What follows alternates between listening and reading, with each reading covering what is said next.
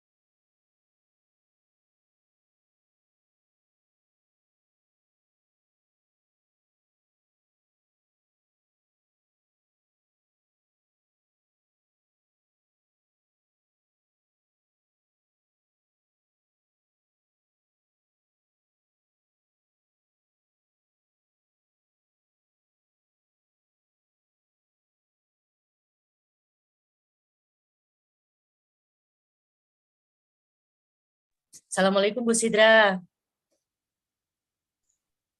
Waalaikumsalam Ibu Nurul. Terima kasih Bu Sidrah sudah berkenan untuk berbagi di sini. Assalamualaikum Bu Sidrah. Assalamualaikum Bu Husnul. Salam kenal. Salam kenal juga. Bu Sidrah pernah di Ireland ya waktu 2018 ya kalau nggak salah ya? Oh iya, pernah waktu bridging. Ya, harusnya sekolahnya di situ, cuman ada pandemi, fundingnya hilang, fundingnya cancel, jadi ya. Gitu ya. Ya padahal sudah jalan-jalan lihat kampusnya di sana ya Bu kemarin. Iya, sudah kenalan sama supervisor, calon supervisornya. Oh gitu. Itu funding hilang itu karena apa? Waktunya tidak segera diambil gitu ya? Ada durasi gitu. Kurang tahu juga alasannya. Soalnya waktu itu serentak funding dikti itu ini kan bahkan di Fulbright juga, Fulbright dikti kayak tidak menyediakan gitu. Pas pandemi itu. Oh, saat pandemi itu ya? Iya, jadi saya juga daftarnya yang Fulbright, yang reguler, bukan yang dikti. Iya, iya. Saya kemarin dari Bu Arini yang Unsil itu, Bu. Oh, iya, iya. Teman sejalan itu. Baik, sudah jam 8.10, kita mulai sekarang ya, Bu ya. Iya, Bu. Silakan MC.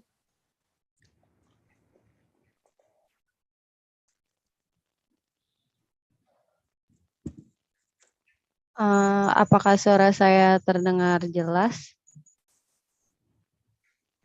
Jelas saya. Baik, Ma'am.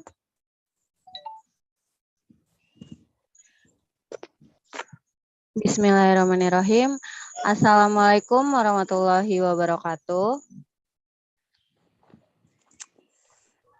Waalaikumsalam warahmatullahi wabarakatuh. Good morning, ladies and gentlemen. It is my pleasure to be Master of Ceremony for today's occasion. I'm Hana Amanda. On behalf of the committee, I would like to extend a very warm welcome to all of you. We appreciate you for taking your time from your busy schedules to join us today.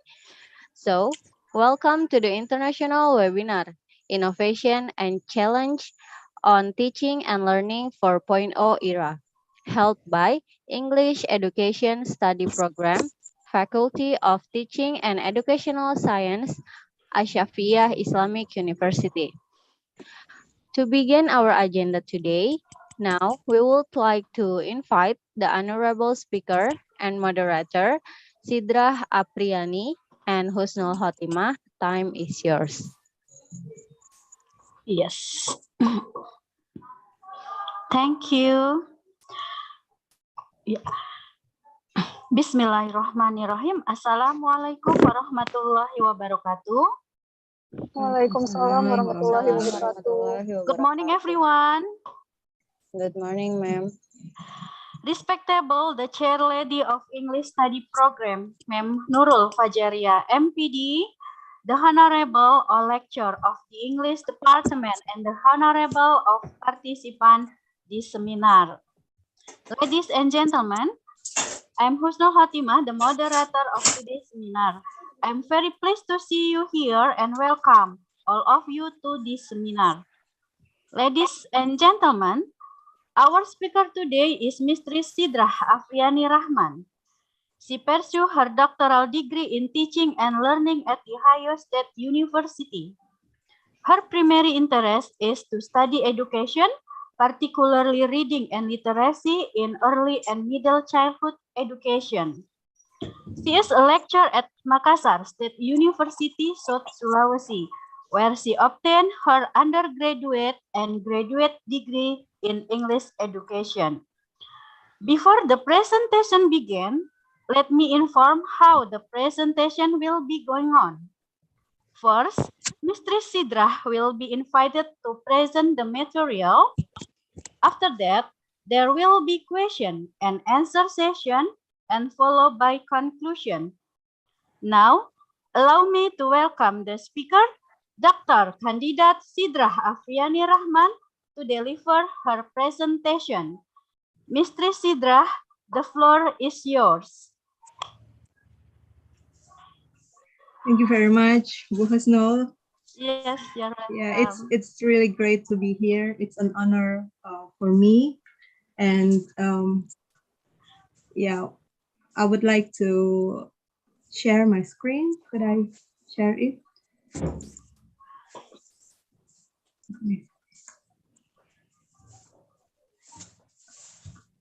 Could anyone see this? Yes. Yes. Okay. Yes. Oh, thank you very much. Thank you. Yeah. I'm Sidrah. My complete name is Sidrah Apriani, and I am from Makassar, and I teach in Universitas Negeri Makassar. Yeah, my undergrad and my master degree was English education, and then I teach in a elementary school teacher education study program. Yeah, so I'm focusing teaching English for the elementary teacher candidate, the pre-service teacher, And then the English is like general English, and also when they are in their sixth semester, we will offer them like English for specific purposes, which is English for young learners. So in this time, I would like to talk about reading for young learners. Yeah. I take the program in the Ohio State University, reading and literacy in early and middle childhood. So it's kind of like link the English education and also the elementary school teacher education, the study program that I work in. So helping students, like helping children to become literate, like to be able to read and write. I think it's not a simple task, and I'm sure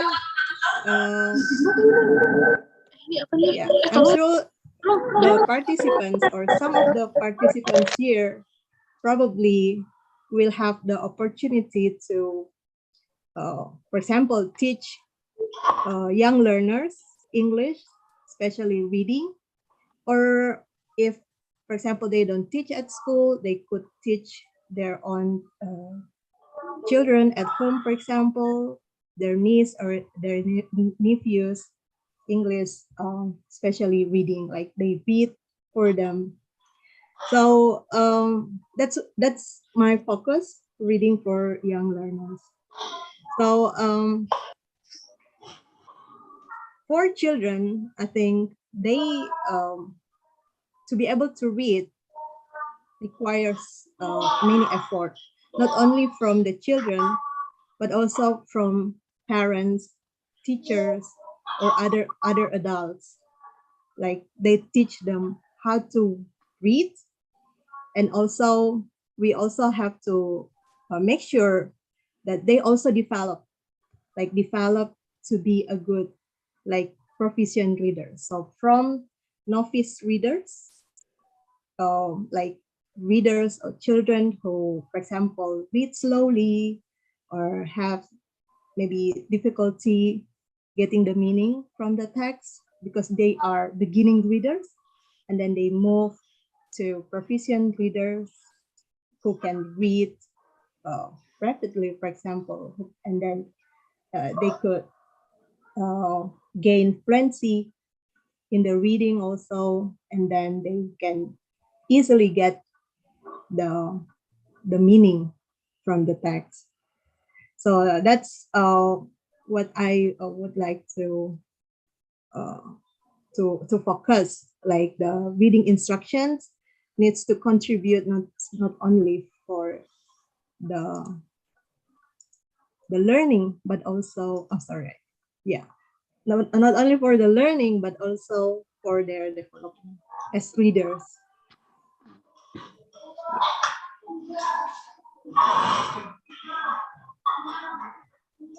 Okay, so maybe we start with how we define reading.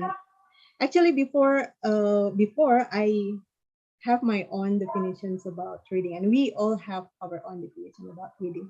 I used to define reading as like getting the message from the print or the written language. But here in this program, there are some definitions and many definitions from many professionals or experts about reading based on their beliefs or their background of study. And then I would like to share some of the readings definition from the expert of reading and literacy here in the United States. So the first expert is David Rumelhart. He is a psychology professor. He studied how people think and learn complex skills such as reading. And then he defined reading as once a perceptual and cognitive process. So there is two processes here, like perceptual and cognitive process. It's just like the process starts from the visual input that come through our eyes, and then it will go through the cognitive process and will end with the most probable interpretation of the author's messages. So it's like a process. So the second definition is from Harry Singer. Harry Singer is USA or America's leading reading theorists and researchers. He co-authors many books, especially the book of theories and models of reading. And then Singer defined reading as a reasoning process. I think reasoning process also happens in our mind. So a reasoning process in which a working system runs various hierarchical cognitive processing to comprehend what is read. So it's the same like the cognitive process. He believed that in our mind, there is a working system that enable us to process information, like the cognitive processing to get the author's message.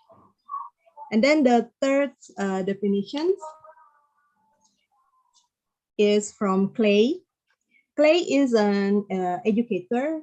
She is from New Zealand, and then he got like worldwide reputation as an innovator in literacy research. Her program, Reading Recovery, is really well known in the US, in the Europe. So it's a program that helps elementary school children who like have poor reading ability, like and then like the children progress slowly than their classmates, and then these students will be included in the reading and recovery programs. So her well-known program is like reading interventions. It's really used widely. And then she defines reading as a message getting, and not only message getting, but also it's a problem solving activity, because we need to solve problems, solve words, solve sentences to get the meaning from the text. And then this activity like this will increase in power. So the more we read, the more we have that working system to be powerful. So we could be like more proficient reader. And then so it increases in power and flexibility the more it is practices. So it needs practice. And then the last is Elferman. This is Elferman with Unruh, Sailors, and Rudel. They wrote the latest theories and models of reading book in 2019. And then I think their definition is kind of like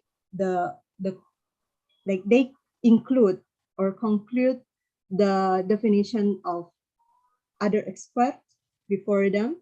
And then they define reading as an active and complex process that involves understanding written text, developing and interpreting meaning, and using meaning as appropriate to type of text, purpose, and situation. So it's not only understanding the written text, it's the how we construct and integrate what we know from the text to for the purpose that we read, and also in our context. So it's more like it covers many scopes of this reading definition. So these are the definition of some experts. And then if we look at carefully from this definition, it's all about processing. It's all about what happens in the children's mind specifically.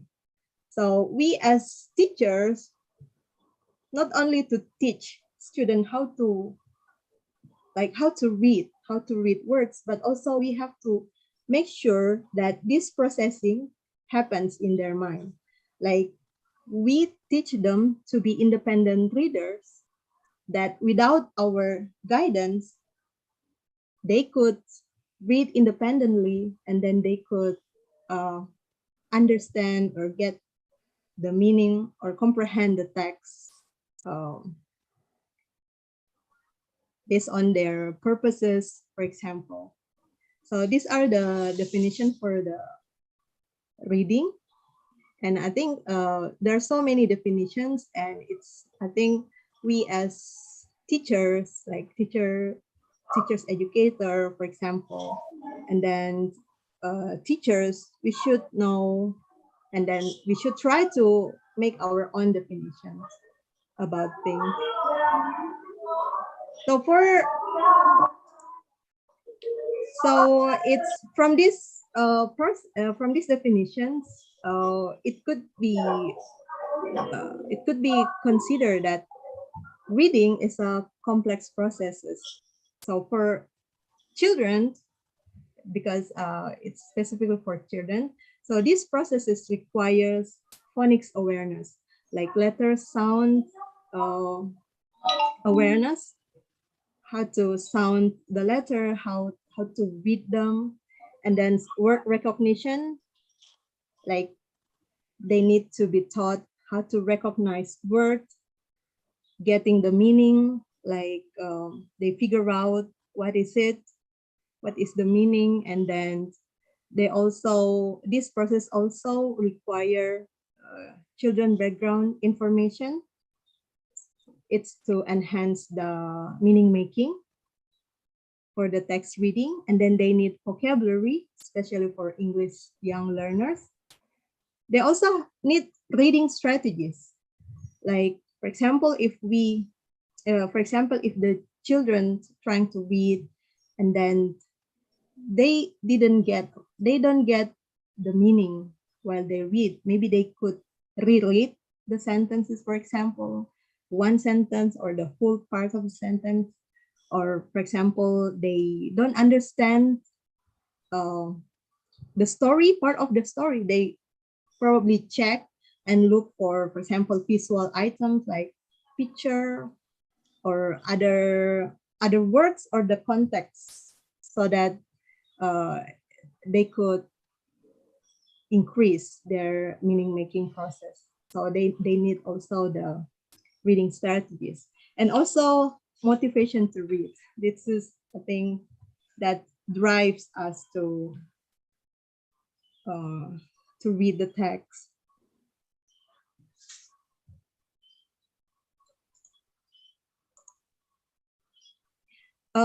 There are some models of reading. There is like Scarborough trend model or interactive model, but this drive model of reading really like it catches my eyes. Like it provides metaphor, driving a car. It's cars that I think for us, we really need to illustrate how the reading process is while making metaphor in our mind.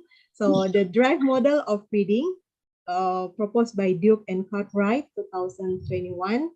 I would like to share here with the participants. So they depict reading process as driving a car. So the driving destination, where we want to go, it's the purpose of reading. And then the roads is the text. We know many kinds of roads, and it's similar with many kinds of texts that maybe we read. For example, the narrative, informative procedure, for example. And then there is different kind of roads. There are roads with the smooth and bumpy roads. It could probably it could be illustrate like the difficulty of the text. So if it is bumpy, it's probably the text is really hard. It's really difficult for the readers. So we need to match the reader with the text. So that's the roads. They describe it as text. And reader, Duke and Cartwright described this as driver and the vehicle. So the tires of the car is the decoding, like how we read the words. And then the word recognition, like how we easily recognize the words, getting the meaning without like effortful process in our mind. And then the ignition and the gas, they are the motivation, the reader's motivation and their engagement. So that's really starts up the whole process, the motivation. The reader's emotional state is the driver's emotional state. They infer that. So, and then the strategic driver, it's also, they depict it as a strategic reader. Like they have like possess ways or strategies to tackle the text while they're reading it. And then the weather condition is like the reading condition. And so this drive model of reading, it's like tell us that the reading process includes many factors. And as teacher, especially teacher for young learners and teach them how to read, we have to consider many different things. And probably this is covered by the drive model of reading. So we need to teach, for example, the reading purposes. We need to teach how to decode, how to recognize words. We also need to motivate and engage the readers, and then teaching them strategies.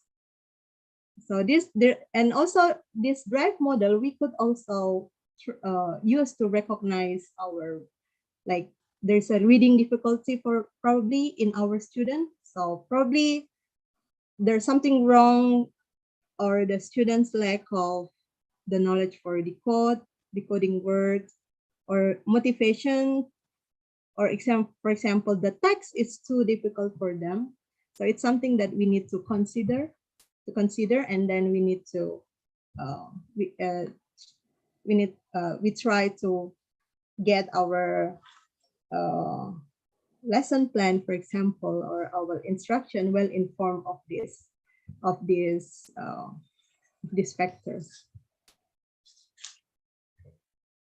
So here the drive model of the reading, and then this is the theory of how young learners read from Clay. So as I mentioned before, Clay is a well-known educator. He got worldwide reputation in literacy research. So Clay suggests, she explained that when students or children read, they use, and then also they do something. So what they use knowledge sources. They use, like they recognize the symbols and their features, the letter knowledge, letter cluster knowledge, word knowledge, and they need to also get the syntactic knowledge for the sentences, and the semantic and the discourse knowledge. This is the knowledge sources that readers use when they read. And then the children's meaning making or interpretation of the meaning from the text is the product of this joint application of these knowledge sources. So it's like the using when they read. And then not only the knowledge sources, not only the using, but also the doing. The children, they make decision when they read. So for example, if we observe young children read, they read, but sometimes they, for example, if they try to solve the words or try to make meaning of the text, like the story that they read, sometimes they search and check information during reading. They look at the image in the book, and then they might go back to reread, and then they also this is for the proficient reader, like they monitor their reading and confirm their decision making. But probably for novice readers, sometimes they decide, like they ask for help from the teachers. What does it mean?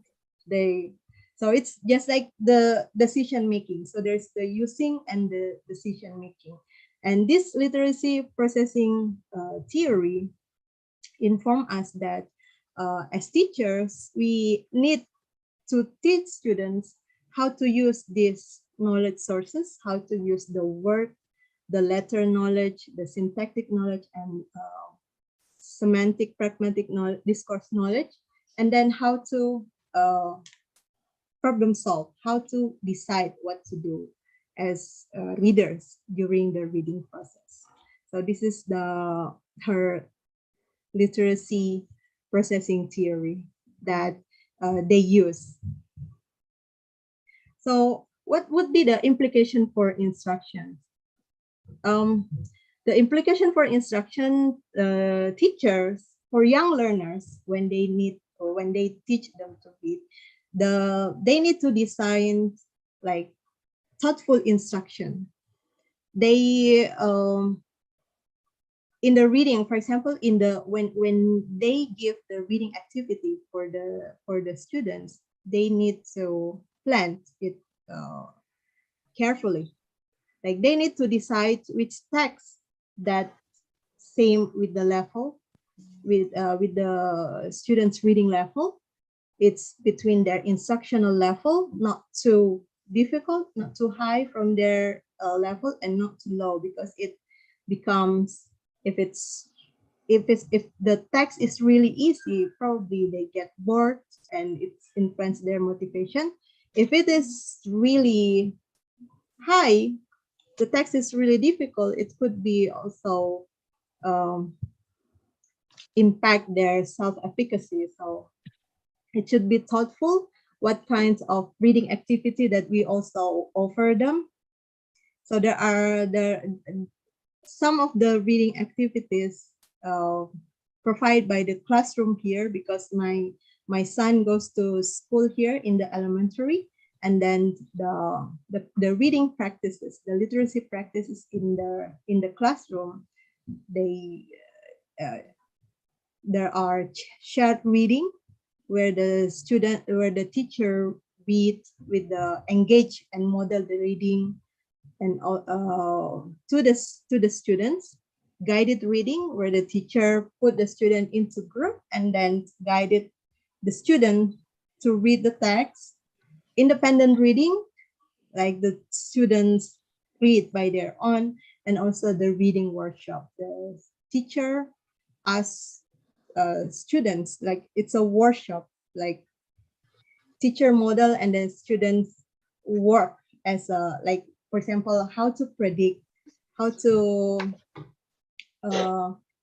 predict the text or the meaning from the text before the reading, for example. That's the various reading activity. And the clay also suggests that we also provide students with continuous text, like reading continuous text, reading lots of books, story, not reading like separate sentences, but complete message, like one story, for example, so that they could increase their processing system, because when we read, I think it's not like one sentences all the time. We need to, it's in paragraph, for example, essay. So it's reading continuous text with gradual difficulty.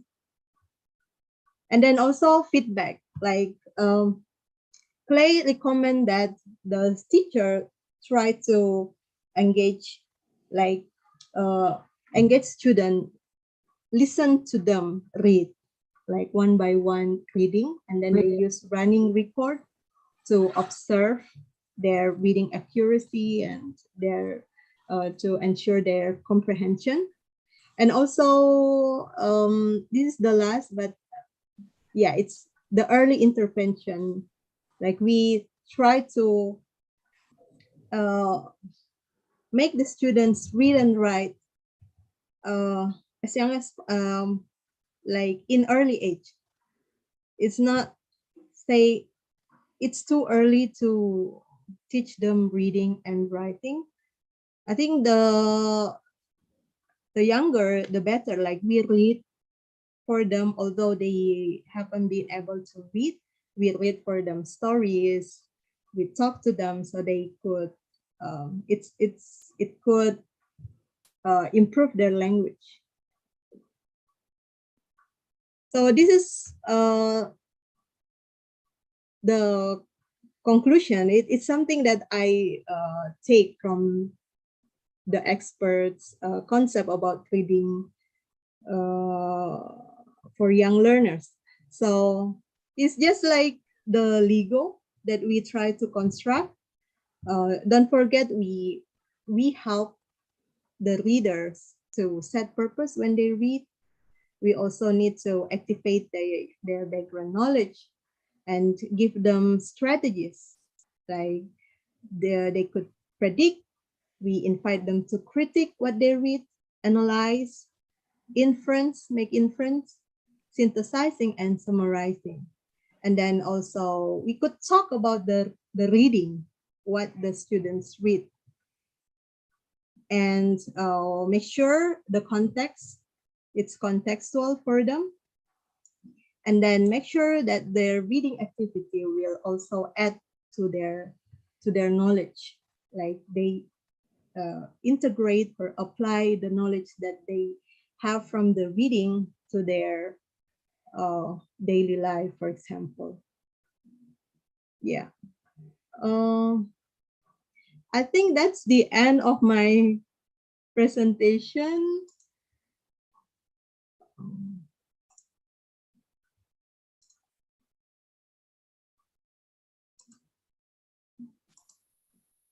Yeah, I think that's the end of my presentation. It's night. It's night here. Thank you very much.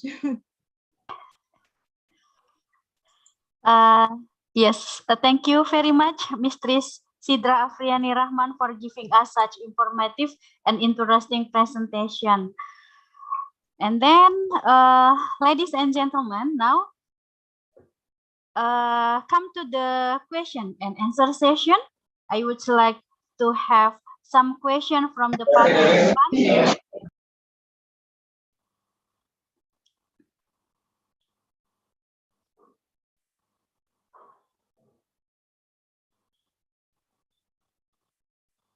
Yes, participant, you can write your question at the chat room.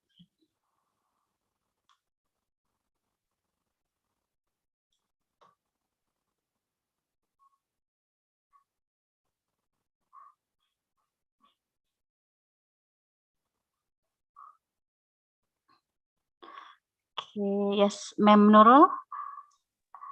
Well, ladies and gentlemen, I have already had a question here from Ma'am Nurul Fajaria.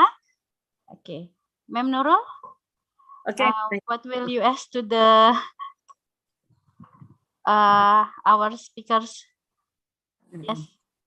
Thank you, Bu Sidrah, for your nice presentation. Yeah, it is about drive. Yeah, is it the name of the, what's that? Is it the name of the, one of the method of reading strategy? And then how to implement it in our classroom, especially if you know that in Indonesia context, yeah, in Indonesia context, childhood children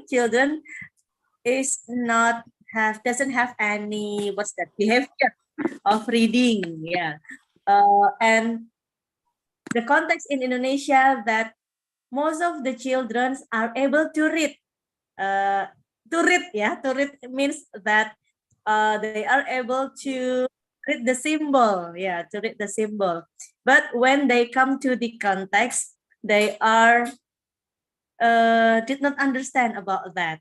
Okay, so how to overcome that problem? Because as we know that in Indonesia, there are so many reading course like Bimba, ABC, and the other, and that Bimba usually only, what's that? Train them to read. Reading here means to read the symbol, yeah, the symbol only, not about the context. So how to make them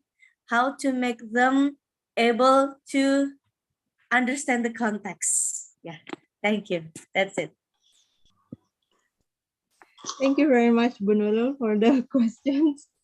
Yeah, I hope I could answer this question. So the drive model that I read, I'm not sure other experts, because some experts also use the metaphor of car driving for reading, like Clay also, and then Adams also, they use cars. For Duke and Cartwright, the drive model of this, they explain that it's not about the reading development, and also it's not about like instruction in the classroom, so because they don't offer the state like the how to implement the techniques and the way to implement this. It's they use this drive model to it's like the process, so what contribute to the reading process. So that's why they pick it as a metaphor, because sometimes teachers like us, our pre-service teachers, we need theories that we could illustrate, have the illustration, like it's like driving a car. Driving a car, we need to consider many things. So that's why we need to consider not only the readers, but also the text. We need to consider the reader themselves, not only the skills for the reading, but also their motivation, their engagement, and even the road situation, like the reading situation, can be put in the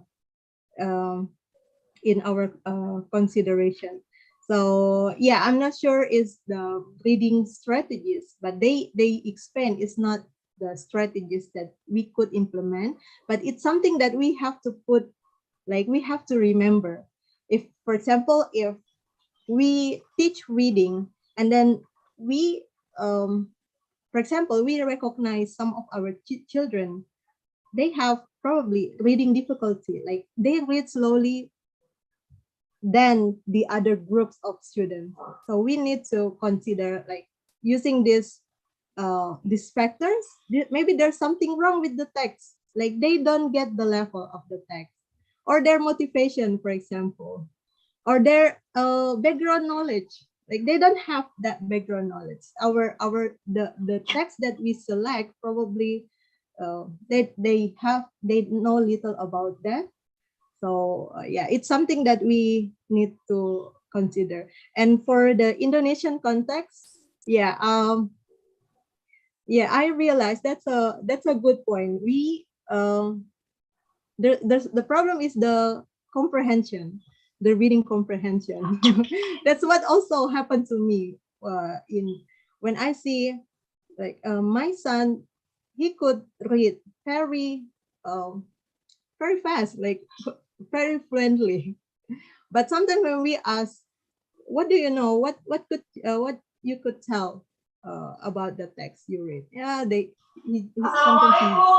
he said like make reasons, and then his teacher here pointed to me like, tell me, your son really is a fluent reader, could read fast, could read correctly, but for the comprehension, he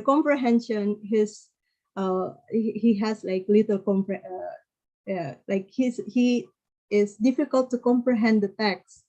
So, and I say, oh, yeah, actually, what is wrong with that? Probably because of the previous educational background. For example, because in the elementary school, many students in the classroom, the number of them, and I'm not sure the teacher could guide the students in small group to read, and to or for example, the students, or for example, the books also, there's no few books, so that hampers the teacher to, for example, to read with the student, to listen to the students read, and also to ask questions for them to ensure that they understand this question. So yeah, for the Indonesian context, we as teachers, probably we need also to broaden our context, that we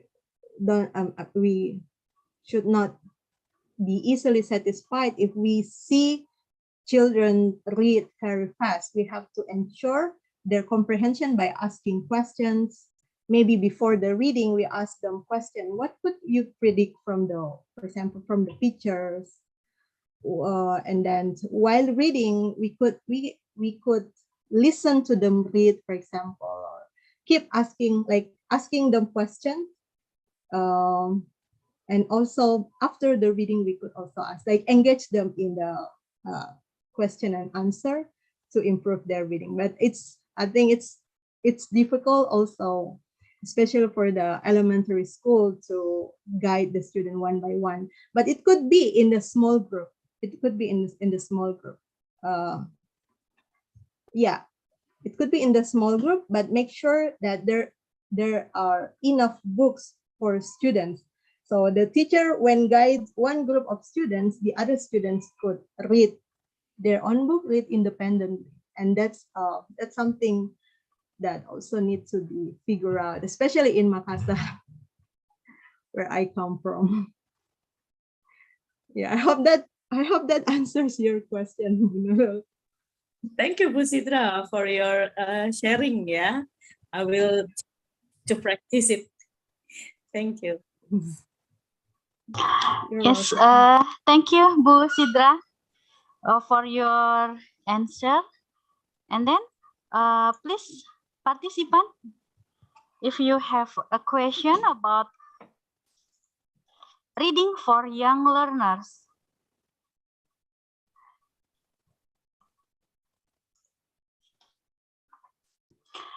Bu Sidrah, maybe I have a question for you. Young learner usually lazy in reading, right? Maybe do you have some reference for interesting book that suitable for young learner?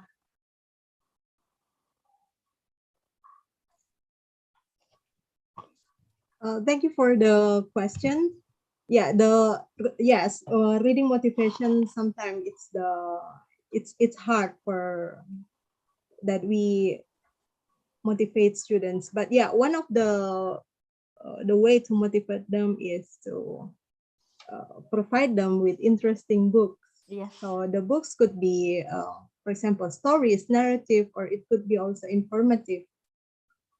For example, it's science. So we need to. I'm afraid I could not recommend any book. However, maybe we could think about the various texts that we could provide our children, like the narrative, the stories, probably the folklore, or the stories, and also informations like books about the words, about a person, famous person, for example. Yeah, actually there is, we need to, because in Makassar first, for me, sometimes when I want to find book for my kids, we go to Gramedia and then we pick Oh, yes. some of the books that interesting to him. Sometimes I visit school in elementary. They also have level books. The level books, they are part of the program of the USAID with the Indonesian government, like the ministry, and then Okay, they yes. provide level book at school. It could be also some interesting. It's interesting to read. Yeah. However, the problem is probably the price of the book. Oh, yes. The price of the book, especially when it's colorful, the cover is good, the story is good. Probably it also it is costly. So one of the way that I use, I encourage my pre-service teacher, my students, to create their own little book, and then try to match the level. So they create their own little book, like story, for example, or science, for example. What is a tree? What happens in photosynthesis, for example? And then we could imagine if we have like one class with 20 students or 30 students, and then they could one of the, for example, the product, maybe it's a project. It's a project, and then we ask them to read, to write books, and then we could use or reprint the book, and then we could introduce it or use it for the elementary students to read, which is, I think it's not costly, like it's cheap. We can just photocopy it or something like that, and also it will improve the creativity of our students, especially students, yeah, the teaching for elementary school. Yeah, that's one of the way, maybe Bu Husnul. Yes, You for thank your you, Bu asking. Sidrah, for your answer. That is very interesting for me. Okay, participant, please, if you have the questions about reading for young learner, you can raise your hand.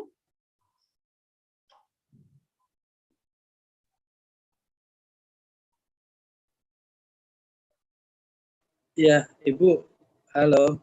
Yes. Okay, Mr. Agus. Yeah, okay. Thank you for giving me the time. I have a maybe experience or a question. I don't know what is it. Yeah, I have two sons. Yeah, they always see YouTube or something like a cartoon movie or sing a song. Yeah, I want to maybe suggestion, yeah, in order they are eager to read something, not only see cartoon or sing a song. Yeah, they always like to see a cartoon or a movie. Yeah, cartoon movie, sing a song. Then what? Then reading. Yeah. Yeah, can you give some suggestion to my son in order they eager to read? Itu. Thank you.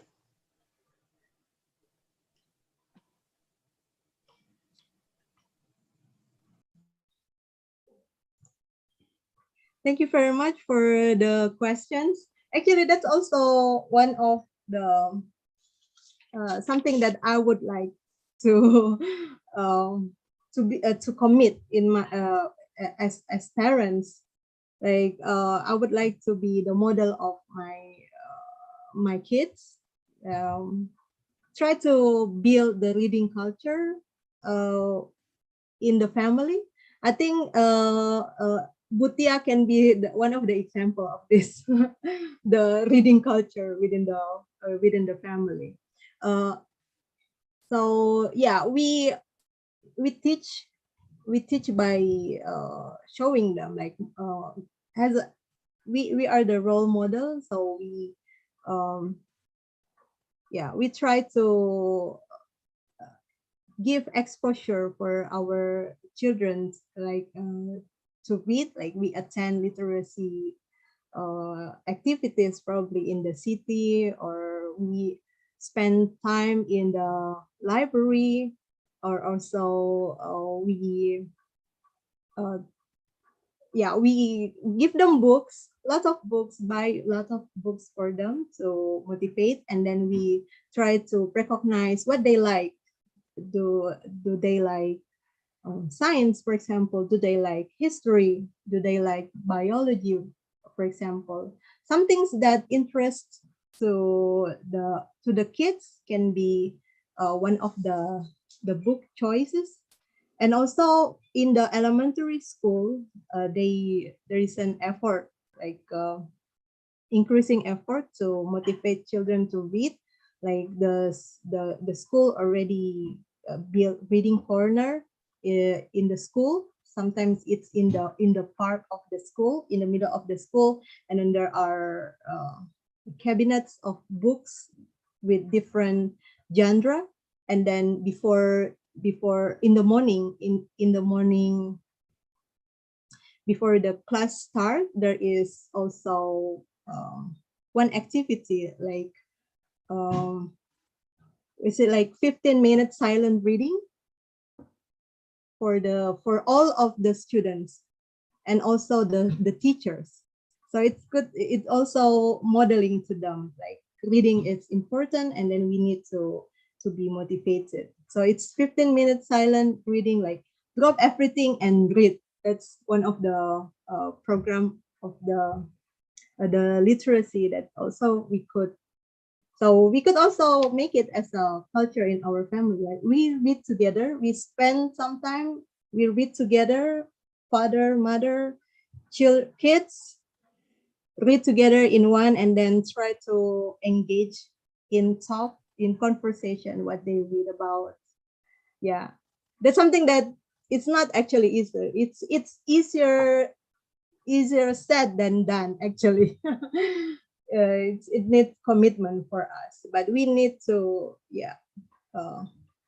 to be committed, like because reading achievement, like the ability to read, improve also the learning achievement of our kids. I hope that answered the question. Thank you. Thank you. Yeah, thank you, Bu Sidrah. And then the last question is from Haya Anabila. The question is, how to get children to like reading from an early age? Maybe you can give trick.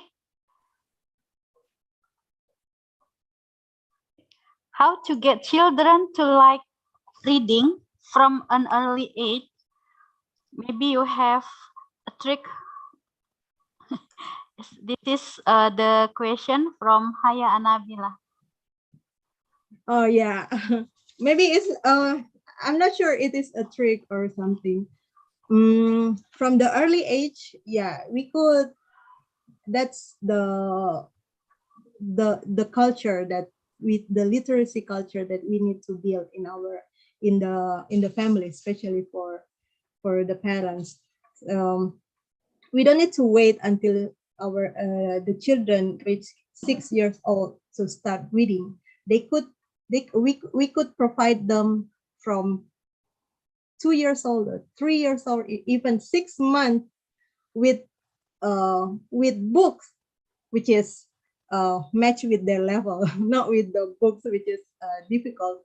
With the baby books, for example, even though they couldn't read that, but they could open it. They could open it and they could pretend to read that. Sometimes we see children like pretend as they readers, like they open the books and then they babbling, probably sounding it, although it's not written in the passage, but they try to build the behavior as readers in the early age, and that's really that's easy. That help with the instructions. It's really prepare the students to be able to read. So when they get the reading instruction at school, for example, or from their parents, they easily get that because of this literacy activities that they have. Yes. I think that's the tricks. Yes. Okay, thank you for all the answer, Bu Sidrah. And Thank you very much. yes, ladies and gentlemen, we finally come to the end of the seminar. Before I close the seminar, I would like to take the conclusion from what the speaker has presented. The topic of this seminar is reading for young learners. One definition of reading is at once a perceptual and cognitive process. Yes, this is theory from Hart in 1994. And then reading as complex process requires phonic awareness, word recognition, sufficient background information, vocabulary, appropriate reading strategies, and motivation to read. And one example of reading model is the drive model of reading from Duke and Cartwright in 2021. And then there are literacy processing theory from Clay. Readers understand some message, getting activities, they search for knowledge. And then I would like to thank for the speaker for the informative and interesting presentation, and all the participants for the active participation. And now I want to give a certificate of appreciation to our speaker, Mistress Sidrah. May I share the certificate, please? Operator?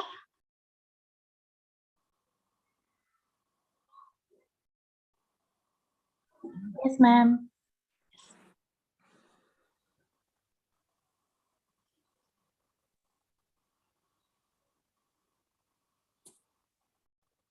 Yes. Bu Sidrah, this is a certificate from our department for you.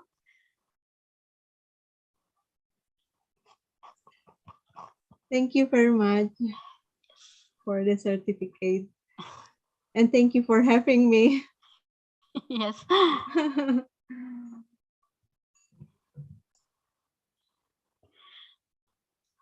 Okay, finally, give the applause for the speaker and for you all, everyone.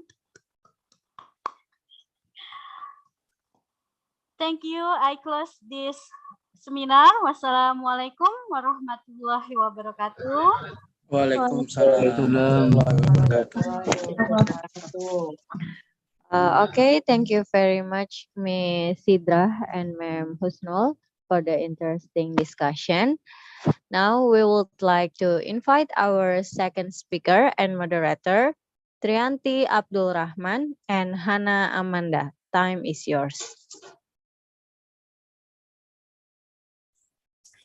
Okay, ladies and gentlemen, may I have your attention? May I have your attention, please? Our seminar is about to begin, and thank you very much for preparing yourself to join our seminar. Assalamualaikum warahmatullahi wabarakatuh. Waalaikumsalam. Waalaikumsalam warahmatullahi wabarakatuh. Good morning, everyone. Good morning. Good morning. Okay, respectable for Bu Nurul as a Kaprodi English Department, and honorable all the lecturers of English Department and all the participants of the seminar. Ladies and gentlemen, my name is Hana Amanda Putri. I'm the moderator of today's seminar. I'm very pleased to see you here and welcome all of you to the seminar. Today's seminar is about innovation and challenge on teaching and learning in 4.0 era. For the session will be guided by me. Ladies and gentlemen, our speaker is Ibu Tryanti Abdulrahman, Ph.D. MA. Nice to meet you, Bu. Nice to meet you. Good morning, everyone. Ibu Tryanti Abdulrahman or Butia, yeah, we call it Butia. She pursued her doctoral degree right now in teaching and learning at the Ohio State University. Her primary interest is studies to culture and literacy in learning and middle childhood education. Now she's a lecturer at Assyafi'iyah Islamic University. She earned her undergraduate degree of English language education from Gorontalo State University and her master degree in multicultural education and foreign language teaching from Ohio State University. Okay, so before the presentation begins, so let me inform how the presentation will be going on. The first, Ibu Tia will be invited to present the material in 35 minutes. After that, there will be a question from the participants, yeah, and followed by conclusion. So now, everyone, so welcome to the speaker, Ibu Tia, Ibu Tryanti Abdulrahman, Ph.D. for delivering the presentation. Assalamualaikum warahmatullahi wabarakatuh. Waalaikumsalam warahmatullahi wabarakatuh. Thank you, the committee and head of English Education Study Program, Bu Nurul. Alhamdulillahirabbil alamin wassalatu wassalamu ala asrafil anbiya'i wal mursalin wa ala alihi sayyidina Muhammadin wa ala alihi washabihi ajmain amma ba'du. Rabbi shrah sadri wa yassir li amri wahlul 'uqdatam min lisani yafqahu qawli. So good morning everyone there. Here it's almost midnight. But I hope everyone's still awake since still morning, yeah, in Indonesia. So I hope you are all good and have a great morning, as I'm so excited to share with you today. So today our topic will be, I would like to share my screen. Okay, just a second. Can you see my PowerPoint? Yes, very clear. Yes, ma'am. Okay, good. So today, I would like to share with you about engaging students with effective questioning. The reason I picked this topic because again is I try to match with the theme of the seminar, and I have can say that a great experience with this type of situation and also learning experience. And if I could share it with you guys, if you really want to know better about this, there is a great book that I really recommend it. It's the title is Choice Words: How Our Language Affects Students' Learning. So yeah, today I would like to share particularly how to engage students in our ELT classroom, and as I believe that students' engagement is very important for teacher in order to have a successful teaching and achieve our teaching objective. So probably some of you guys are familiar with this book and author, and let's share together and to make our classroom more effective, engaging, interesting for our students. So before I jump into the materials, I would like to ask everyone in this Zoom meeting about engagement. Anybody know what does the engagement means?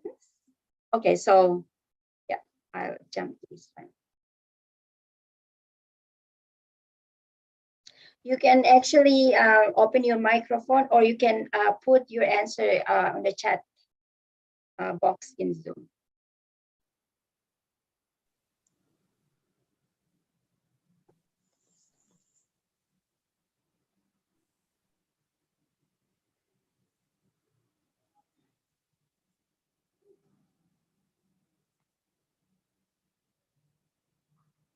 The commitment, right? Can be, yeah, go ahead. Very The commitment. Good. Anybody else would like to participate?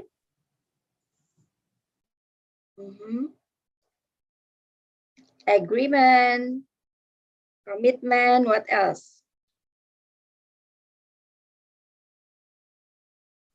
To propose, maybe. Okay, like to persuade, to propose, okay, we'll see.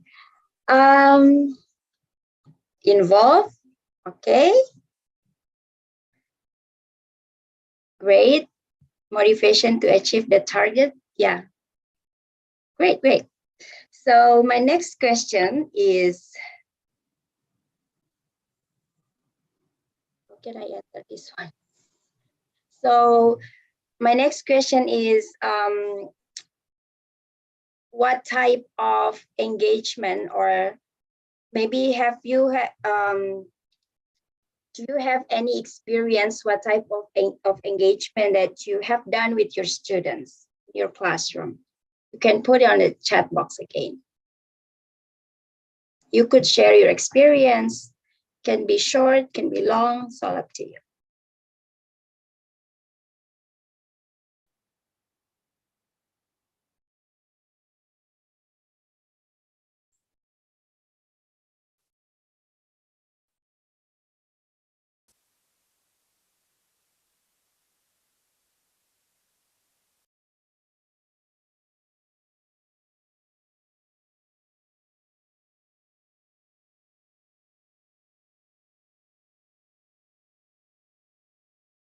So here is the question.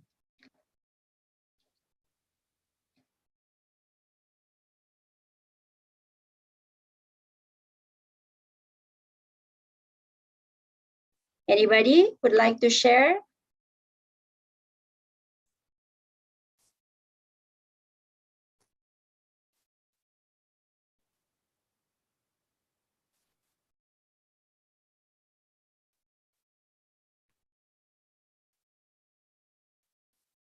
Will Nurul try to engage the students? Maybe Ibu Nurul class, if her students are here.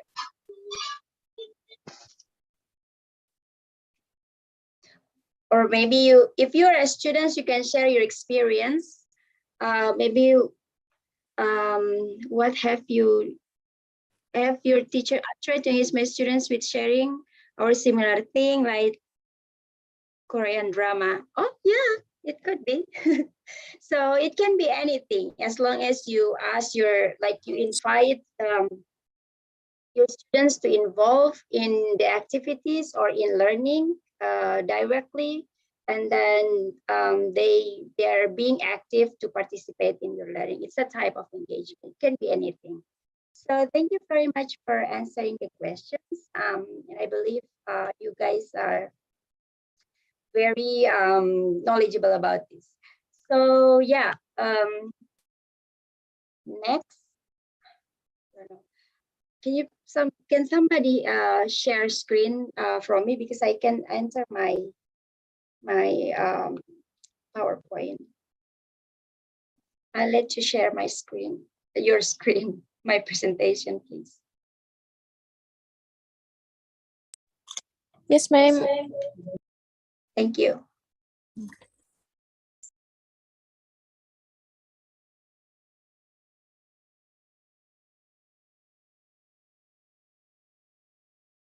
Okay, please go to slide 3. Okay, so here it is. The student engagement is, you mentioned before about the commitment, involvement, and then the agreement maybe. That it's all about when students show up to class, they are excited to learn, and they participate in learning and demonstrate a positive attitude. It can be categorized as engagement as long as they have this active participation. Next slide, please. So as a teacher, do you mind to go to the next slide? So there are typically 3 types of engagement that very general and common. We have to, as a teacher, we have to master. The first one is behavioral, where students behave and don't act out. This, what they mean is, students bring everything they need during class. Like for example, if they have project, they bring everything they need, including their preparation for their project, mentally, physically, and maybe some stuff of materials. And they follow instruction and they work carefully and participate in the classroom. And then the second type of engagement is what we call as an emotional engagement. When the students feel they are part of the community, like the school or classroom community, and they're happy to be there. They're excited to learn. They greet the teacher with a smile. Like when they come first in the morning, they say, "Hello, good morning." It's an emotional engagement. They feel like they belong to the school or the classroom. And they also interact positively with their classmates, and they are being like aware with everything happened during the classroom or during the teacher deliver the materials. And then the third types of engagement is what we call as a cognitive. Cognitive here means the intellectual engagement, where students are really interested to learn and think deeply about the subject matter. Usually this requires a critical thinking also. And when they try to answer your challenging questions, and which requires their analysis and critical thinking, and sometimes the teacher doing beyond your expectation, like you assign something and they did more than that. So that means the students are involved in cognitive engagement. Next slide. So next slide, please.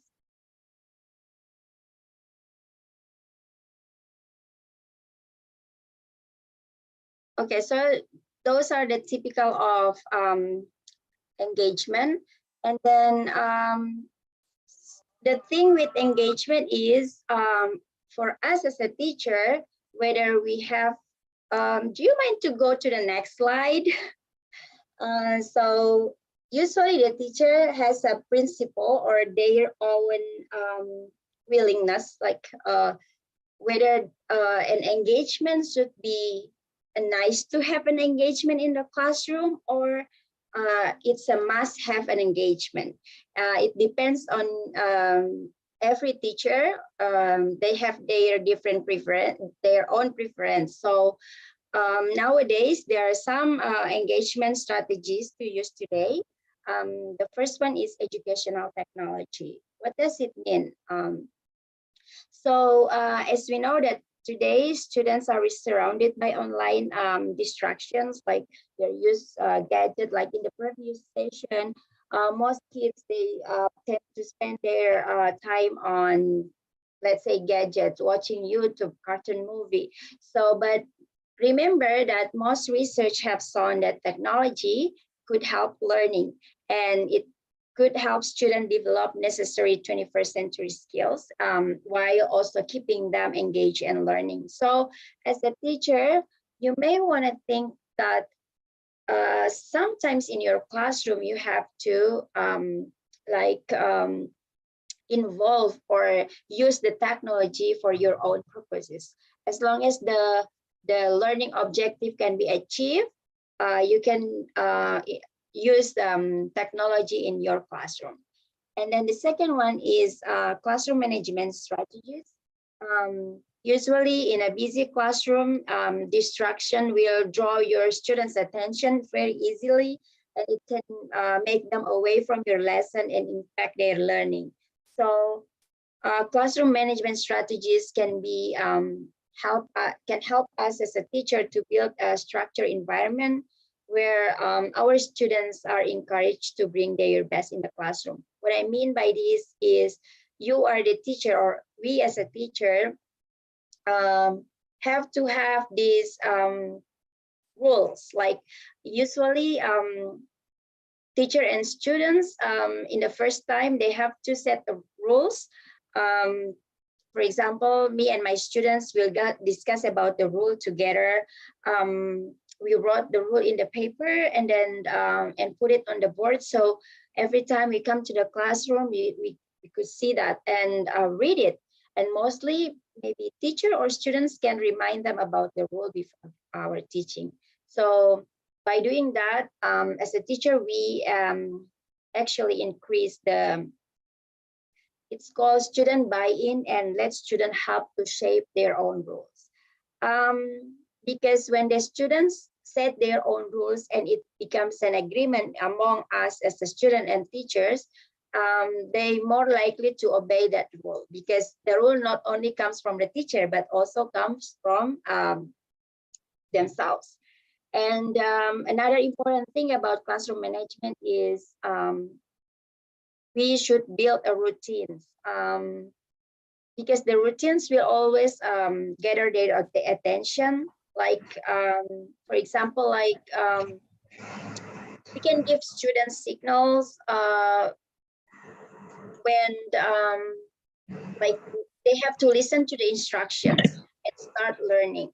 So when students are focused, usually they are engaged and ready to dive deep into the lessons. And when we try to establish this rule with our students, it becomes the routines.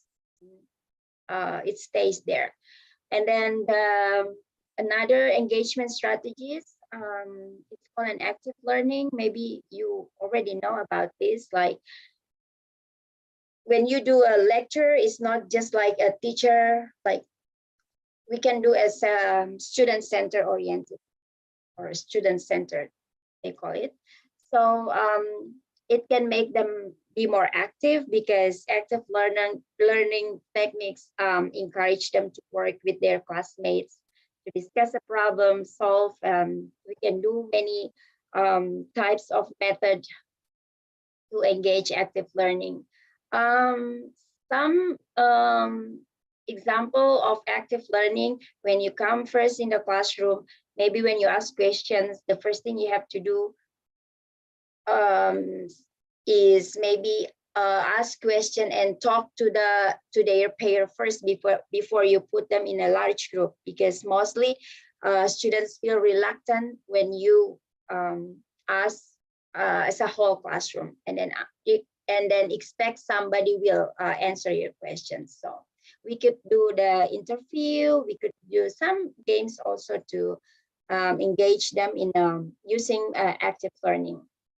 And then blended learning. So remember, before the pandemic, our classroom is more conventional in person, but during the pandemic is almost full online.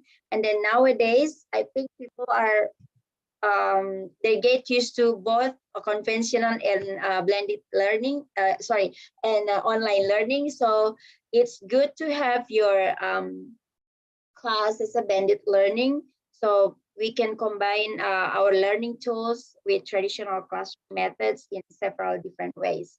And this can be asynchronous or synchronous for online, and then still have the in-person class. And then one of this is an old method, but not old, that is a long time ago.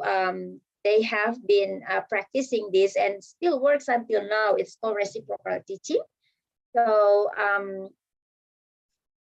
my experience about reciprocal teaching is that not everyone loves reading, for some, especially in reading, but usually with this reciprocal teaching, it can increase students' comprehension, and they're more likely to to be excited to participate in the language class. Especially we learn English, learning English language, and then because in reciprocal teaching, what is going on is it requires them to be more active to predict what's going on in the text, questioning the text, asking question who, what, when, where, why, and how, and then clarifying text and identifying confusing concepts, and of course summarizing.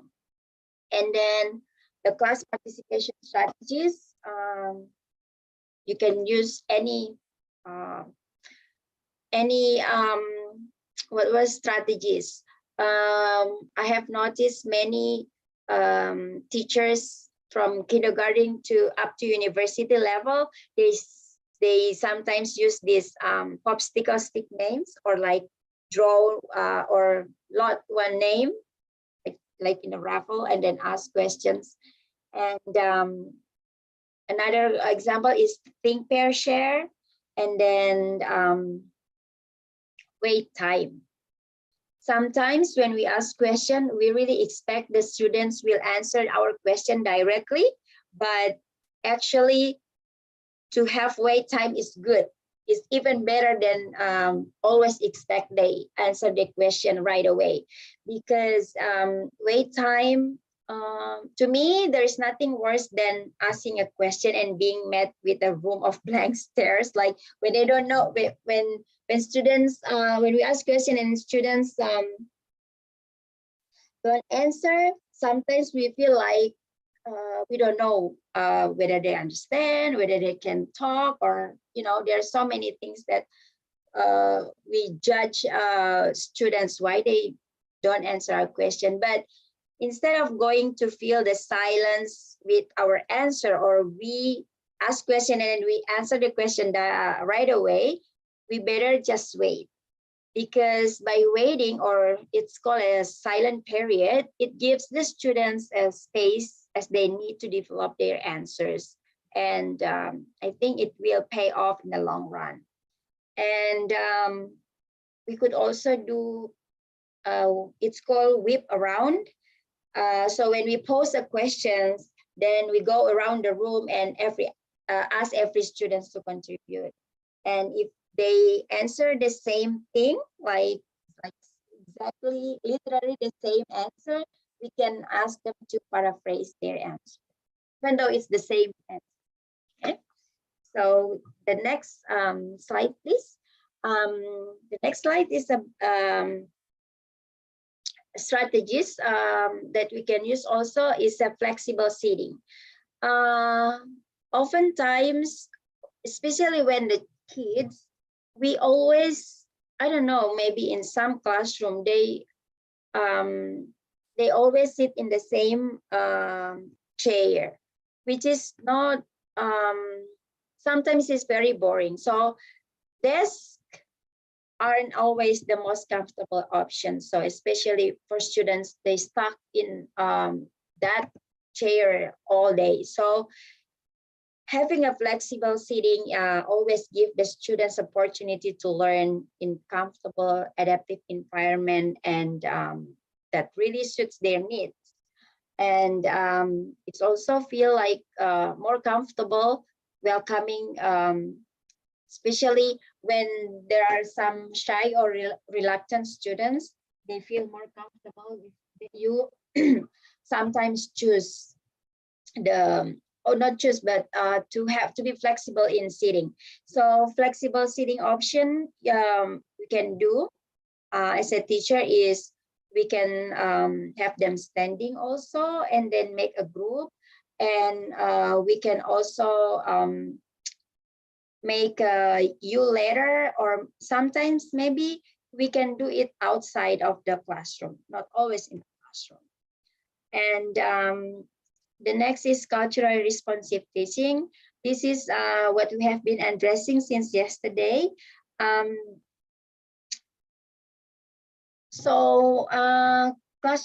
Being culturally responsive teaching is, we also try to connect what our teaching materials with whatever background or prior knowledge the student have. So, and another important thing is also to bring a guest speaker.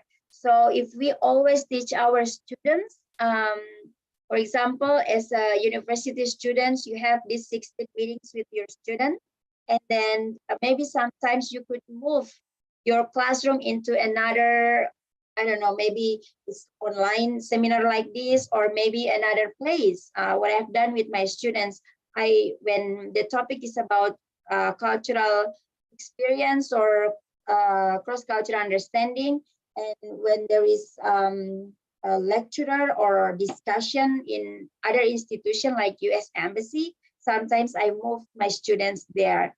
So it's also good for you to have this type of engagement. And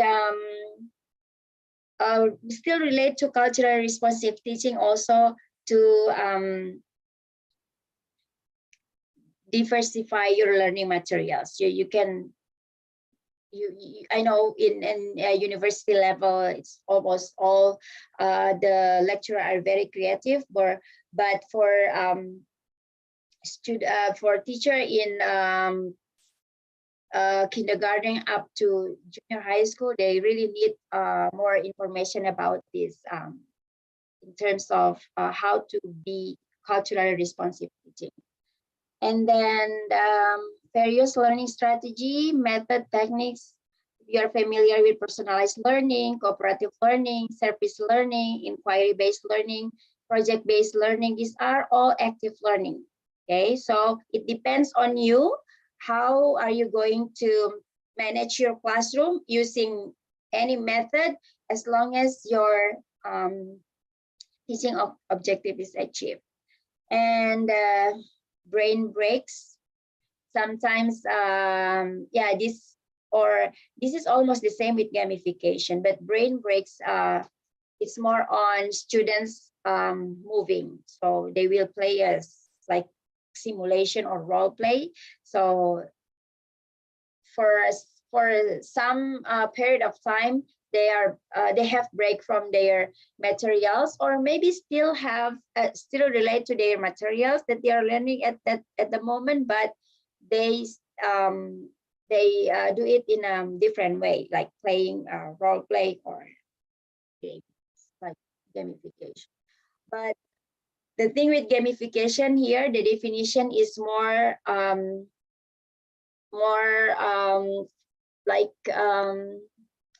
using the application or computer software, or like I can think of, there is one game that actually we use in reading. It's an application where we can read the story, and we can actually be just like a director of the story, like the author, where how can we direct the story, and then we can create our own ending. So it's kind of that type of gamification. And then interdisciplinary teaching. What we mean by interdisciplinary teaching is where the students or teacher can make connection between different subjects. So for example, I think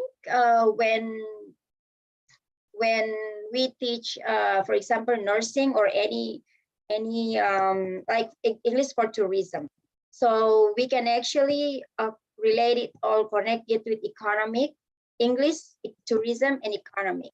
So I've done some, and I know some of my friends, they have experienced it, creating like some visit to tourism area, and then talk to people, local people there, and then they have this such an interdisciplinary learning and teaching. And then the last one is questioning. So the reason I put the questioning in the last, because I'd like to talk more about this questioning. Hopefully, I still have the time. Next, please. So the reason why questioning is important to engage students, because it is it says it is an important component of teaching and learning process and is embedded in quality instruction and strategic thinking.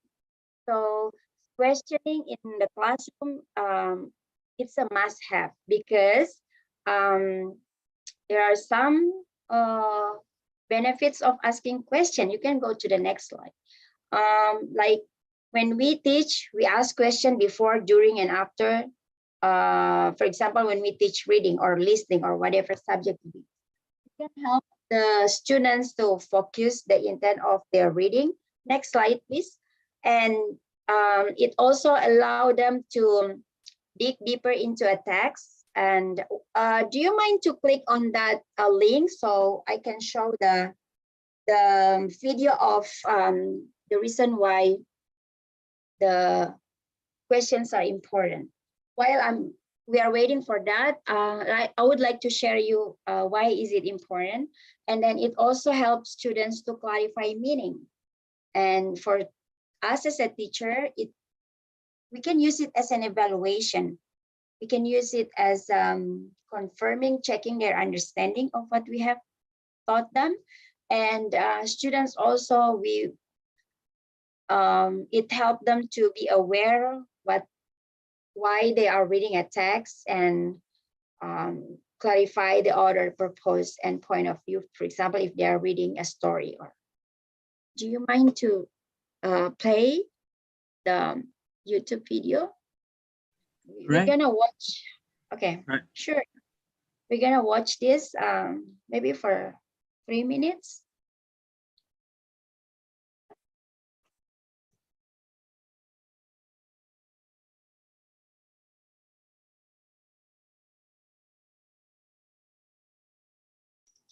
Baik, ma'am. Wait a minute.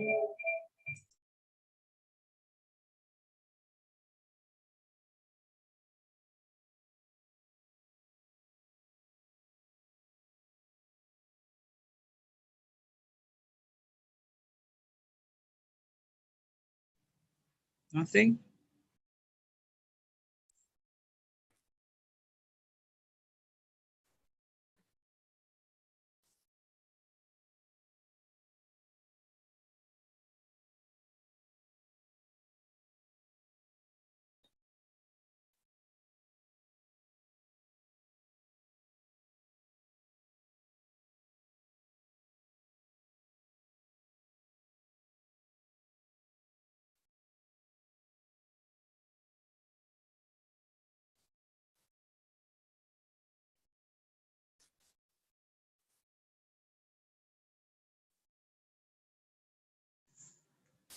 There's no video.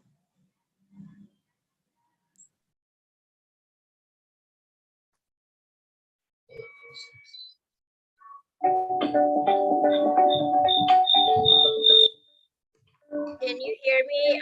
Let me share the screen. Hopefully this works.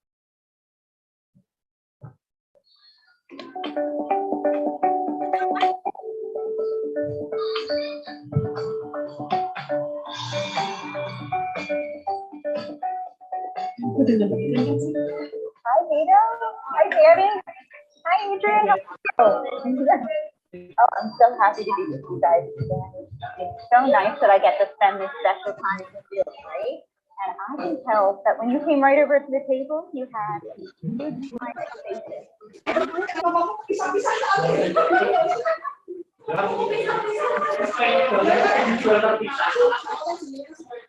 Now when we see this book, good people. So she was brave from the beginning of the story, right? Okay, so I like the way you're describing how her feelings changed, right? She was brave, and then in the middle, you notice she got a little scared. Tell me about that.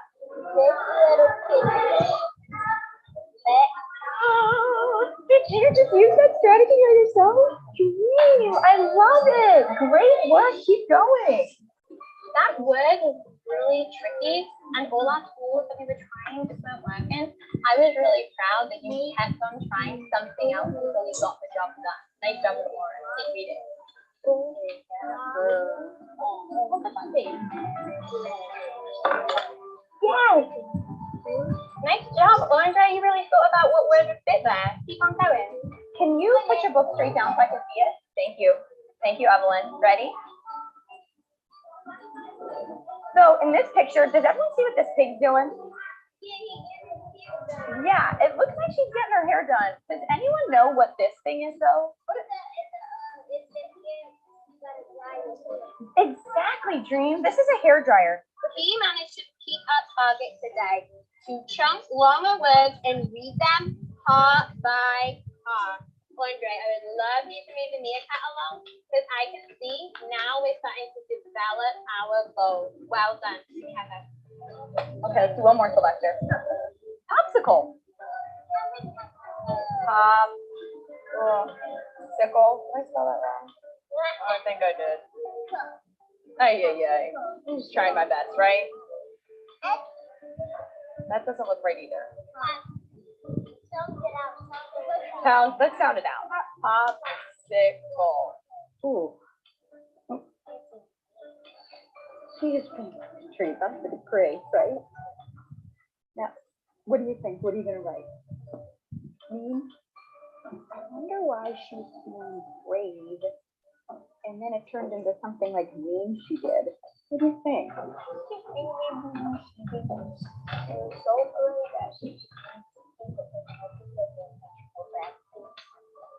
I think that you're onto something, Danny. When you feel like so brave and so confident, you kind of feel like you can do anything. Something that's unidentified, right? When everybody is unidentified, they automatically think it must be an alien spacecraft. Right? So we want to make sure that we're going like in the text, okay? So that we understand even if we have to.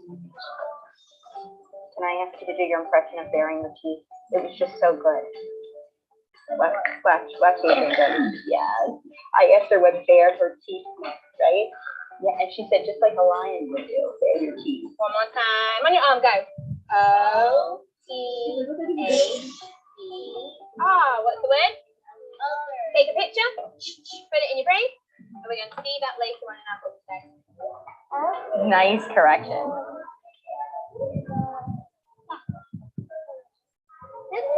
Great work, Evelyn. Okay, thank you. Do you mind to share again my PowerPoint? So yeah, so that's the example of a video, the positive behavior in a classroom. And one of the positive behavior in a classroom that built by the teacher is questioning, right question, and also the power of the language that the teacher say to the students. You can notice there like their reinforcement before they ask question and then after they ask questions. So we'll talk more about that, but go to the next slide, please. So okay, so go to the next. So this is the effective questioning. So I just explained before why is it important. And then if we go to the next slide, it shows us how can we give effective questioning for our students. You hear my voice? Okay, so the first thing is remember, sometimes as a teacher, we ask the students questions, but we need to consider if a question is important enough to us, shouldn't all the students have the opportunity to answer it? Jadi misalnya gini, kalau misalnya itu pertanyaan adalah pertanyaan yang penting untuk kita ekspektasi semuanya bisa jawab, kita berikan kesempatan mereka untuk menjawab. So we can actually do think pair share or pairing them. Jadi tidak harus menjawab secara whole classroom, tapi bisa try with their pair or ask neighbor, okay? And then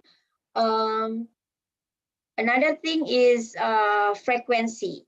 So the indicator of a good or a great teaching effectiveness is the number of questions that asked by the students.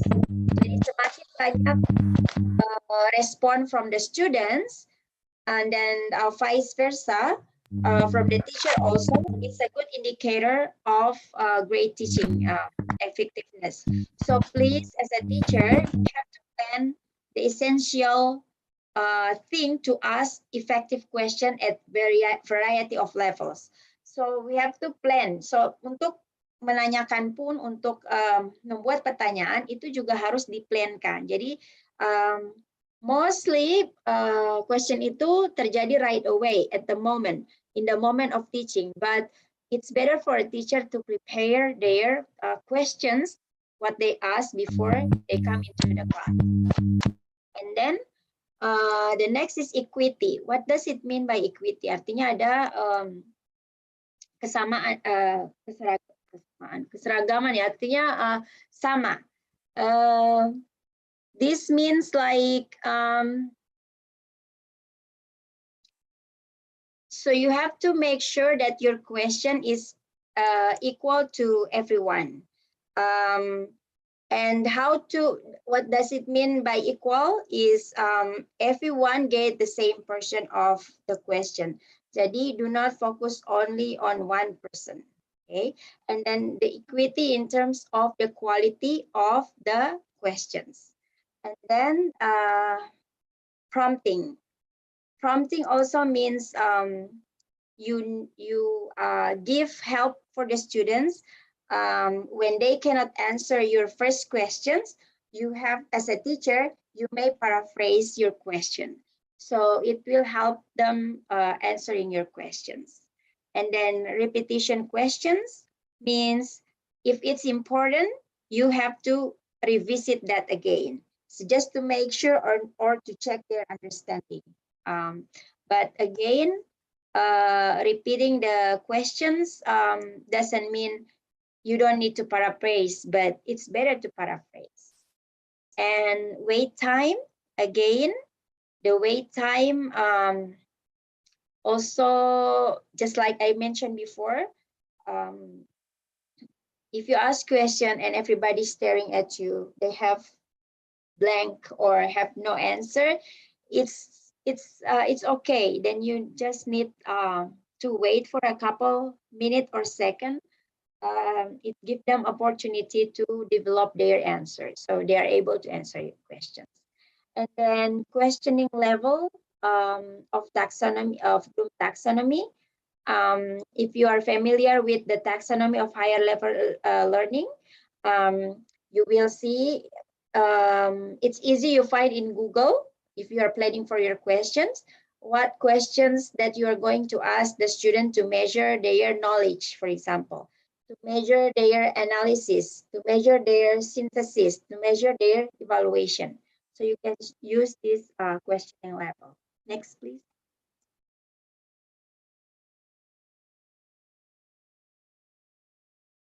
Okay, so next, please.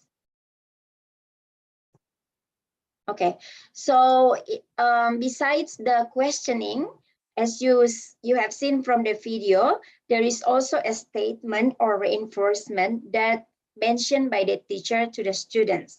So this is what we call in teaching as how effective it is, or how teacher language can affect students' learning.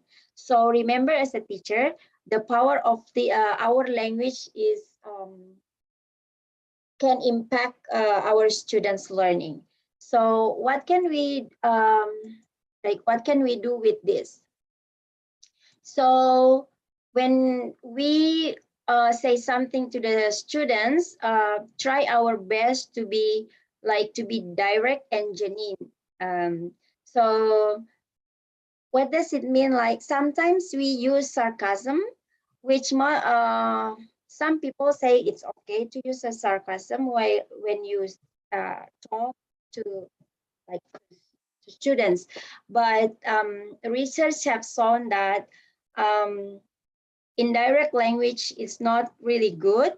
For example, when we ask someone to like put away your phone, and then we say it in indirect way, and after that other students are laugh because they already know that the one that you actually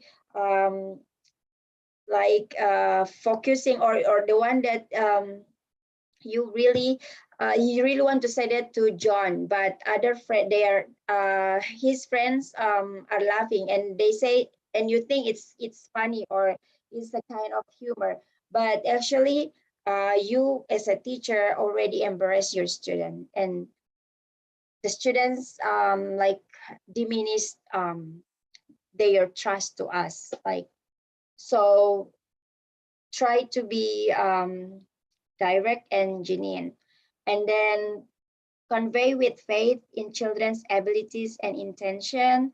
This means when everyone, for example, when we say we require students to behave positively, so it's important to take time to notice and comment on it, naming the specific behaviors. So sometimes as a teacher, we always say, when they are noisy, when the class are so crowded, we always say, be respectful or please be responsible. But actually that doesn't help. What we have to do as a teacher is we have to be, or to focus on their behavior that we would like to remind them. For example, or we appreciate the way they do things. For example, when we say, when somebody just did their job to finish the project and clean up the stuff on the table, we just don't say, oh, good job, something like that. But we have to be more specific. Like, you finished clean up in less than 10 minutes today. You did a great job. Or it's good, you're trying a lot of different ideas for solving your project. So we have to be very focused. And again, focus on attention, on action. It's almost the same, like what I mentioned before, like be respectful and responsible. Don't just say, be respectful, please, be responsible, please, but we could say, hello, everyone. We all agree that if somebody is speaking, then everybody should listen. Something like that. So we have to be more focused. And then keep it brief. One thing that I like from keep it brief, so I have experience with my children, because when we say a long sentence, most of the time they forget everything and they ignore. While our last sentence is, or maybe the first sentence is our focus, but then children tend to forget what they are supposed to do because we say it in a very long sentence. So usually by the time we finish talking, many of the students are thinking about other things. So it's very unlikely that the students will follow the entire explanation if we say it in a long sentence, even in one paragraph maybe. So try to speak less with them, but be clear to whatever we say. And then know when to be silent. Again, just like before, there is a wait time. And then by doing these all things, we are opening the doors of possibility, like to build our daily communication, to help students to learn, and then to help us build a classroom, like a classroom community where the students feel safe, they feel respected and engaged. And I believe by doing this, as suggested also by some research, it will keep students are more engaged in our classroom. Next slide, please. So I'll give you here some of different references that you could actually, when you click on that link, it directs you to the YouTube videos and website that you can learn more about this engagement. And again, about that book, The Choice Words, The Powers of Teacher Language, is very great book. If you would like to read that, please go ahead. And I think I think that's all my presentation today. But before that, I could leave you with one suggestion, that be creative and just do it and be an inspired teacher. Next slide, please.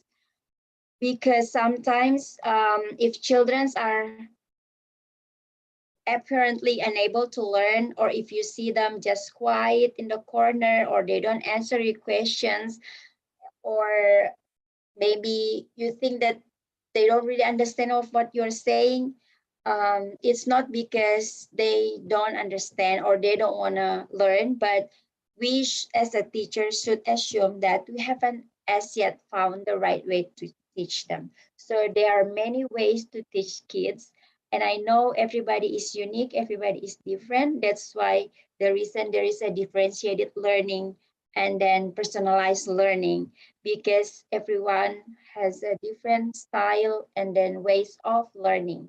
So as a teacher, try our best to find a good teaching method or strategies for our children. Thank you.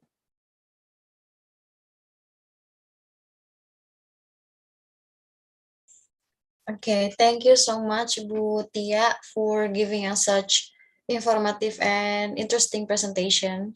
So we go to the next question and answer sessions.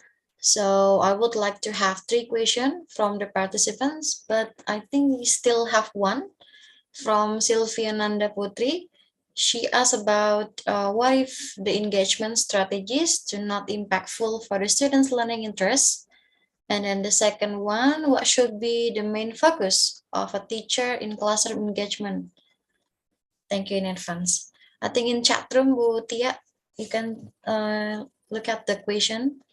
Oh, sure. Thank you so much. What if engagement strategies don't have, sometimes as a teacher, we feel like we've done enough, but it's better for us to try another, maybe another strategies.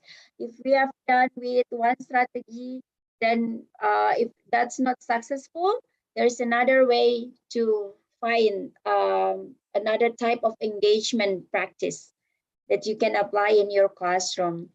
And I believe it depends on you as a teacher also how to manage. But let me tell you one thing. Mostly, this is our experience as an international students. We have a different culture than United States or Western culture, because engagement doesn't, in our culture, doesn't mean like always asking questions. Okay, so here is the thing, because we do have a different culture, don't expect that our teaching or learning should be like Western, classroom. So this is what I've learned from cultural responsive teaching, and when I present my guided reading, and then some of my students, my fellow students were mentioning about this all theory. It's that in Eastern culture, it's different. It's just different. You cannot force students to ask questions. And I realized my mistake when I thought back home. I always like encouraging them to ask questions, but that's not the way. As long as they understand, and then it takes time. It takes time for them to speak up, because that's not our culture. So, but actually we can promote that. And I can see now there are differences between like previous, or we have a different era, yeah, different generation. Like maybe before we rarely see students ask questions, but nowadays most students, they are changing in some schools, because that's the culture that the teacher built, or the school built in their schools.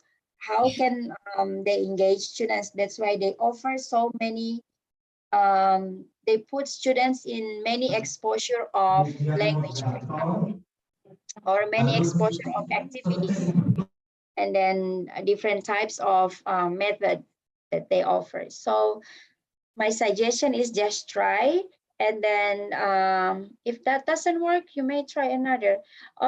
Yeah, I could share what you with, for example, in drama, when the students, not all students are able to perform, right?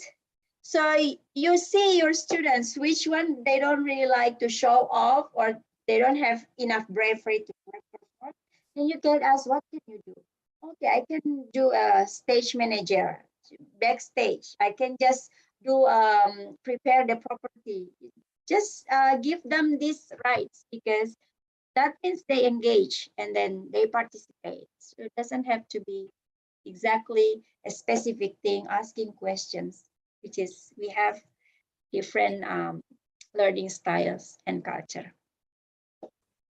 Hope that answered your question. Okay. For the next question from Bu Nurul, the question: do you have any there is no question. Sorry. Okay. So everyone, anyone want to ask about classroom, about the questioning, students questioning?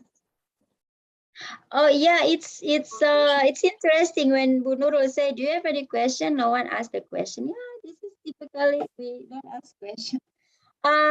So here's the thing. I noticed my professor here, when they, and my friends from other Asian countries, we tend to wait and then ask personally, instead of asking it in a whole class. Like when we are sitting together, mostly like American, they just raise the hand and they ask everything, you know. Even we were like, is that a question? I don't think I will ask such questions, but you know, that's their culture. And again, if you don't hear from students, then you can stay for a while after, like after your class, and then you can say, you can ask me personally if you have questions. Believe me, they will come to you and ask personally, because they feel more secure to ask personally, instead of, like, you know, raising their hand and ask in a big classroom setting. Yeah. Okay. What about one more question? I think that one is not for me.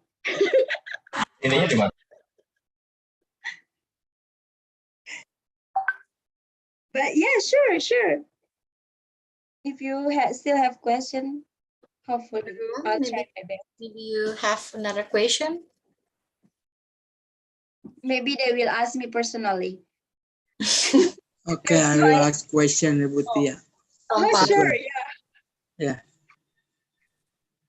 Hello? yes, I can hear you. Go ahead. Okay.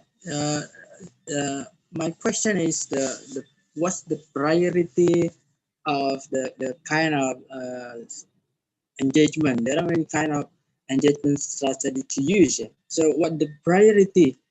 The condition, pandemic condition, yeah, COVID condition. So what the priority? Maybe the step of the priority should we do as a teacher or as a lecturer? Thank you. Okay, so do you mean priority is that relates to the personal problem, or maybe? Yeah, the priority to teach students related to engagement, the strategy, engagement strategy. Yeah, so yeah, I realize in this pandemic situation, there are so many challenges, you know, when you're trying to to be active or engage your student actively, and sometimes they don't have quota. Yeah, things happen. Yeah, and most of the time they're just like that. And this is my experience when I teach online class. Like one device, it can be 3 people there, because they're on campus, and then 2 of them, they don't have any quota, and then they borrow, so there are 3. So again, adjust with everything. So when I try to group them, I'm not using the breakout room, and so I'm just asking them, okay, you can just talk, because 3 of you are there in the same spot, so you can just talk about this is the topic. So yeah, and if you ask about the priority, again,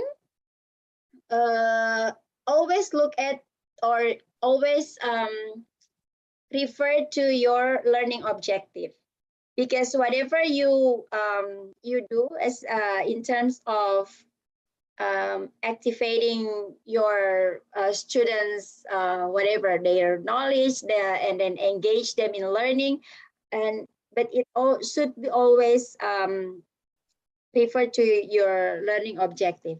And then with the engagement, so it's very situational, and it's very, I think everything is adjustable. So you can modify everything, depends on you. All right, So, thank you. Yeah. I hope that answered your question. Thank you so much. Oh yeah, one thing I would like to share. So sometimes as a teacher, you need to remind your students, like, okay, next time we're gonna see each other next time, and we're gonna talk about this and this. Look at your syllabus, and please prepare your questions. It's okay to ask them like that, because in our culture, sometimes they need to be forced. It's not good to force in Western culture, but again, looking at the cultural differences, we can use that strategy to to engage them in learning. So yeah, it's different, I have 3 kids here, and then when I say, I'm not angry, but sometimes I feel like I'm so exhausted.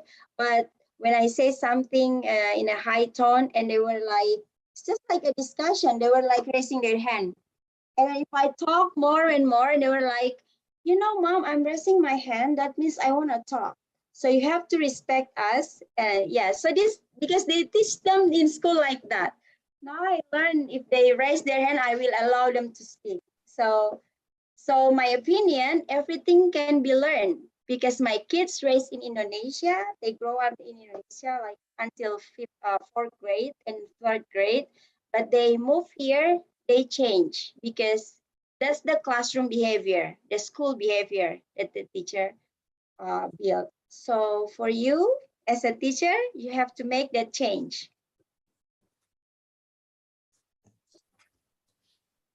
Okay, thank you, Butia, for explanation. Yeah, I think it's very clear. It's very informative especially for especially for teachers to if if they want to teach the students and nobody asks the question, and then they have to force the student to ask the question, right? It's just like, it's very good for the topic. The topic is really effective for teacher. Okay, we finally come to the end of the seminar, but before that, before I close the seminar, I would like to take the conclusion from what Butia has presented. So the topic is engaging students with effective questioning. Yeah, and students' engagement is when students show up to the classroom, they excited to learn, participate in learning, and demonstrate a positive attitude. And asking students challenging and thought-provoking questions encourage students to their existing models and build their knowledge. Yeah, and we hope that students will will ask a follow-up question and engaging the dialogues with the teacher. And yeah, you know, encouraging students will provide opportunities for students and the teacher as well. So thank you for everyone, and thank you for the lecturers. So we applause for the speaker. And thank you. And before I close, Mutia, I'm going to give you, what is it?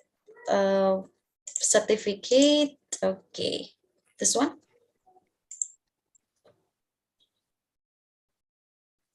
Thank you so much. I appreciate that. Thank you. You're welcome, Mutia, and nice to meet you anyway. Nice to meet you, Hana. Ma'am Hana, sorry. Ma'am Hana. Have a good night. Sorry for interrupting. Yeah. Thank you, everyone. And we go back to the Master of Ceremony. Okay. Thank you very much for Miss Tryanti or Ma'am Tia, and also Miss Hana for the enlightenment. Okay, dear participants, for your information, this webinar is the third session of English Education Study Program of Assyafi'iyah Islamic University, present international seminar. And we would like to invite you to join our next event, Improving Pronunciation and Confidence in Speaking English at 1 a.m. this afternoon. Thank you very much, ladies and gentlemen. That was the end of our international webinar today, and hope to see you all next time. Thank you for your participation. Wassalamualaikum warahmatullahi wabarakatuh. Waalaikumsalam warahmatullahi wabarakatuh. Thank you all. Thank you all, Bu Hana. Thank you. Bye. Nurul, Butia, thank you. Baik, silakan tidur lagi.